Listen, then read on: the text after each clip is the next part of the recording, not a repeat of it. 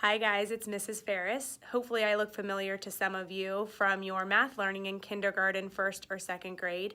I spent time in many of your classrooms. If not, it's really nice to meet you, and I'm sure I will be seeing you around the library this spring because I am currently taking some college classes so that I might be able to be a media specialist like Mr. Prosser someday in the future.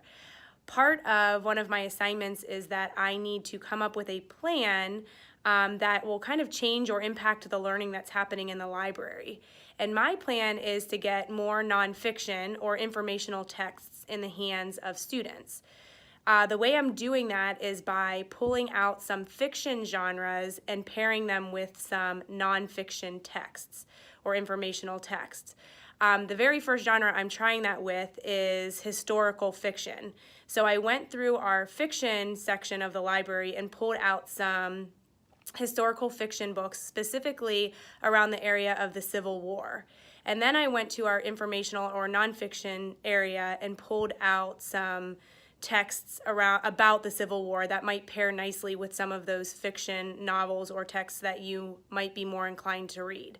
So you will notice and I'm going to go show you in a second, you will notice that I have put the historical fiction Civil War books next to some informational text about the Civil War as well, in the hopes that maybe you might pick up a book you wouldn't have picked up otherwise. So let me go show you that in the library. Okay guys, so here we are in the library, and you will notice over here in our informational text section, or part of our nonfiction informational text section, I made a display here. These are our historical fiction books, specifically about the Civil War. So you'll notice several titles here that the characters or the setting or time period takes place during the Civil War.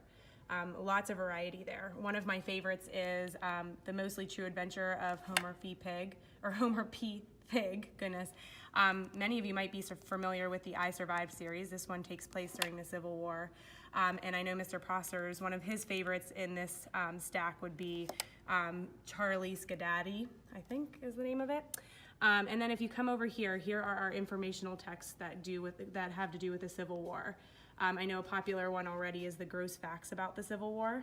And we also have a graphic novel, but also with true information inside about the Battle of Gettysburg, which occurred during the Civil War.